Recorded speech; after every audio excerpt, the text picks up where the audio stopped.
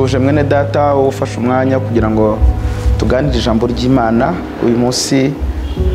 Turashimira Imana ko itwemereye kubona ubu buryo, kuko no buryo umuntu ataba yagize mu ruhare ku giti cye, haba harimo imbaraga z'Imana. Najya ngo dutangire dusenga Imana, tuyiragiza urugendo rw'ivuga butumwa dutangiye muri aka kanya, kugira ngo Imana ibane natwe, kuko tuzirikana ko Satani ari kirogoya kandi yibasira cyane iby'Imana muri twebwe kugira ngo atubuze umumaro. Urakoze Mwami Yesu kuko twemereye kuboneka muri aka kanya ngo tuganire ijambo ryawe. Turi ku nsanganyamatsiko aho twibaza ngo umuntu kuzi, uzi izina ryawe, wakumenye, ugufite mu buzima n'imibereho ye, akwiye kwitwara ate? Ndasaba Mwuka Wera kugira ngo abane natwe muri aka kanya, njyewe ubwanjye na bene data tugiye gusangira ijambo, tugira umugisha w'Uwiteka. Icyubahiro giharirwa Imana Data wa twese mu izina ryiza ry'umucunguzi wacu Yesu, amina. Bene data, nagira ngo tuganire ijambo ry'Imana dusanga mu gitabo cya Yobu, igice cya 23 umurongo w'8. Tugiye kureba urugero rw'umuntu wagaragaje ko azi Imana mu buzima busanzwe. Mu buzima busanzwe ahuye n'ikibazo, uburyo ki yabyitwayemo. Hanyuma rero turareba Yobu, kuko Yobu ni icyitegererezo gikomeye cyane mu bantu bagaragaje ko bazi Imana kandi bari mu gihe gikomeye. Igice cya 23 rero umurongo w'8 haravuga ngo, dore nigira imbere ariko ntihari, nasubira inyuma nkayibura, mu kuboko kw'ibumoso aho ikorera naho sinyiharuzi, Yihisha mu kuboko kw'iburyo kugira ngo ntayibona, ariko izi nzira nyuramo, haleluya, nimara kungerageza nzavamo meze nk'izahabu, ikirenge cyanjye cyashikamye mu ntambwe zayo, inzira yayo narayikomeje sinateshuka. Imana ishimwe cyane. Ahangaha tugiye kuvanamo imbaraga ikomeye cyane igaragaza uburyo Yobu yarazi Imana. Yaravuze rero ati nigira imbere nkayibura. Ndakwibutsa ko Yobu yarahuye n'ibigeragezo bikomeye, aho yahuye n'ibyago n'amakuba biramugwirira kandi bimugwirira bimutunguye, ariko Imana yari yahamirije Yobu ko ari umukiranutsi kandi adashobora guteshuka inzira bitewe n'impamvu iyo ari yose yaba yamubayeho.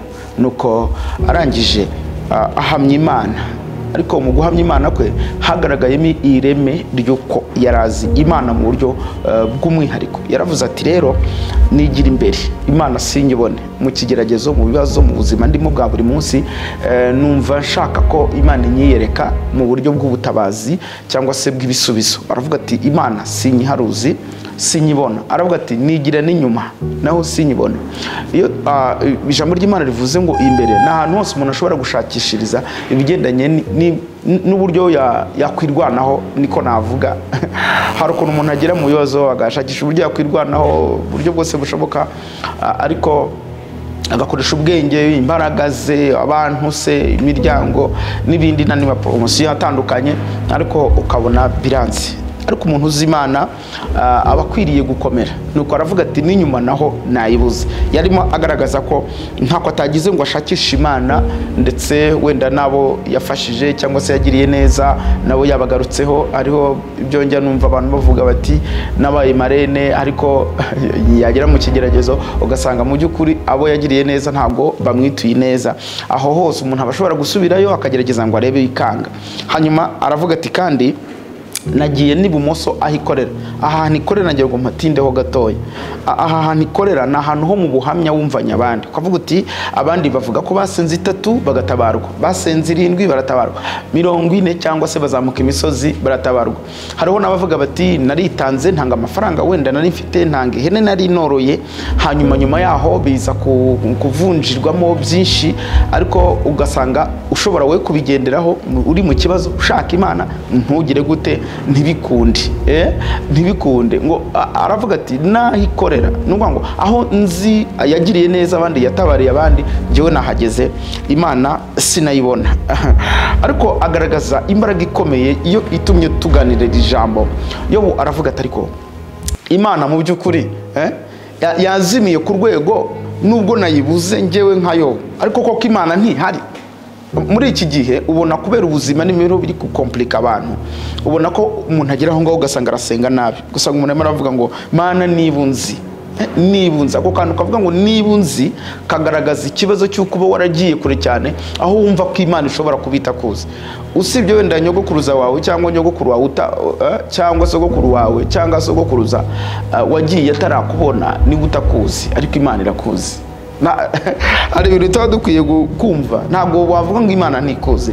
Amarangamutima aba yazamutse bageze ku kigero gikomeye cyane cyo kuzahara. Rero umuntu uzi Imana amera nka Yobu. Yobu yaravuze ati ntabwo Imana yazimiye ku rwego yabura.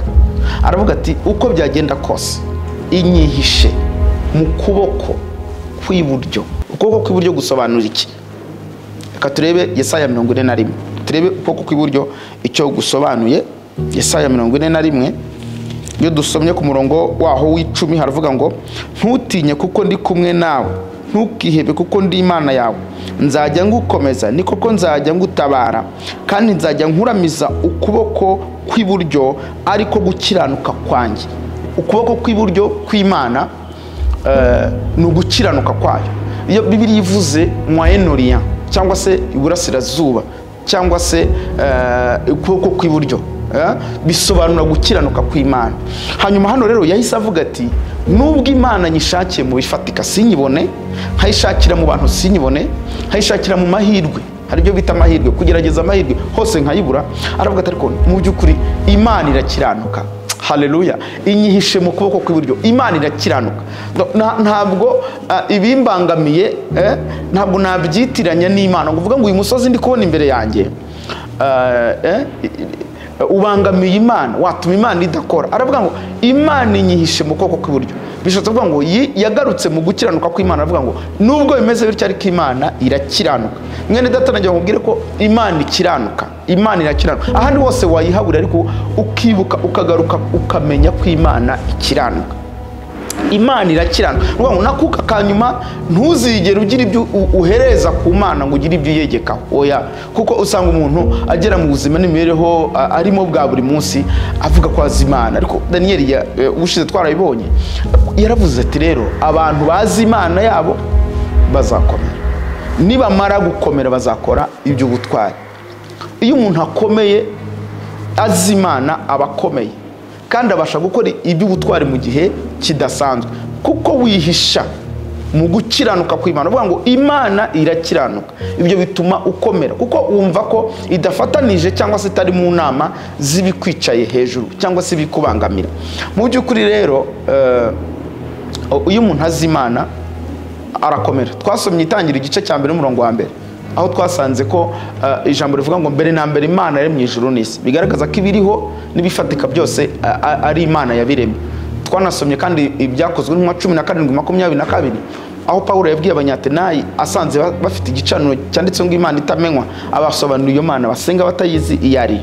Mu by'ukuri content cyangwa se ireme riri muri ibyo bintu yababwiye abasobanura Imana harimo ko Imana iri hejuru ya byose, iri hejuru ya byose, yaremye byose, yaremye ibintu n'abantu byose, ibihe nkuko bikuranwa, iminsi ikuranwa ihindagurika nkuko Imana yabiteganije.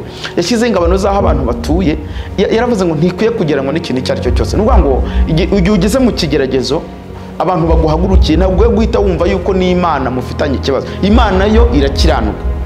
Nakwibutsa kandi ko mu buzima busanzwe ubundi umuntu ahuye n'ikibazo, urugero wenda waguye nko mu mwobo, ntabwo umuntu muri kumwe mwagwanye mu mwobo hagira ufasha undi, ariko uri hejuru y'umwobo mumugirira icyizere ko yabafasha. Iki ni ikintu cy'ingenzi cyane. Umuntu uzi Imana amenya ko iri libre, ibohotse ku bintu, ku gihe n'ahantu n'ibibazo ibyo ari byo byose, hanyuma ukavuga ngo irakiranuka. Nicyo gituma ushobora gufata umwanya wo kuyisenga, wo kuyisaba, wo kuyihamagara, wo kuyinginga, kuko uba uvuga uti yo irabohotse ku bintu byose, yahindura ibihe ikangirira neza. Nzi Imana mu buzima busanzwe, ukavuga ngo nzi Imana, nzi ko Imana ikiranuka, ntabwo yantererana mena aka kageni. Hanyuma ukamenya yuko ukamenya ko udakwiye gutuka Imana. Abantu benshi bajya bagaragara ko bafite ikibazo cyo kugwa mu kibazo cyo gutuka umwuka wera, kuko bajya bashimikira bagashira isoni, aho umuntu ashobora kuvuga ati ariko Imana nayo irakabya, akavuga ngo Imana irakabya, ukavuga uti ese ni njyewe yahisemo ko ngeragezwa mu buryo ubu n'ubu, ikibazo kimeze gutya, ni njye yahisemo ko mbura urubyaro, ni njye mu bantu bose, ni njye yahisemo ko mbaho nta nzu ngira. Mu bantu ngo ayo marangamutima arakuzamukana akakugeza ku kigero uvuga ibintu utagakwiye kuvuga ku Mana. Imana irakiranuka, haleluya. Imana irakiranuka. Imana ni umucyo utegerwa, Imana ni ubuzima bw'ukuri. Yesu yaravuze ngo niwe Imana ni umwuka w'ukuri. Yaravuze ngo abasenga bakwiye kubanza kwinjira mu mwuka no mu kuri, kuko data ashaka ko bene abo bamusenga. Nk'uko twabibonye mu butumwa bwiza bwanditswe na Yohana igice cya 4 umurongo 23 na 24. Nari ndimo ngira ngo nkwibutse ko iyo umuntu azi Imana akomera mu gihe gikomeye, mu gihe kibi, kandi mu buzima busanzwe bikagaragazwa nuko uhungiye mu gukiranuka kw'Imana. Gukiranuka kwawe ugakomeza kwihangana, ntiwivaneho kuba inyangamugayo, kuko Imana ikiranuka. Igihe ishakiye izasohoza imirimo yayo, kuko inama yo kugeragezwa kwa Yobu ntabwo Yobu yayiremye, yari yaremwe n'Imana na Satani amusaba, ariko we ahita amenya ko mu by'ukuri Imana ikiranuka. Mu gihe umugore n'abavandimwe n'inshuti bari bamubwiye ko ari mu kibazo gikomeye, akwiye kwihakana Imana, ko hari yaba afite ubundi busembwa, ariko we agaragaza ko Imana ikiranuka. Rero iyo wisunze ko Imana ikiranuka, bigaragara ko uzi Imana, uba ushobora gutabaza Imana kandi ntugire ingorane. Hari ingorane zikomeye umuntu wamaze kugira ikibazo cyo kumenya Imana agira. Ugira guhagarika umutima, ukagira gukuka umutima, ukagira ikintu twita intimba, ukagira agahinda, ukagira ubwoba, ukabaho mu by'ukuri ufite ibikomere njyamutima biri ku kigero cyo hejuru. Kugira ngo birwanye rero ugomba kumenya ko Imana ikiranuka. Akira rero ijambo ry'Imana muri aka kanya, kandi tuzakomeza kugenda tureba imyitwarire y'umuntu mu buzima busanzwe bigaragara ko azi Imana. Imana iguhana umugisha nanjye muri aka kanya keza ko kumva ijambo ry'Imana, mu izina rya Yesu Kristo, amen.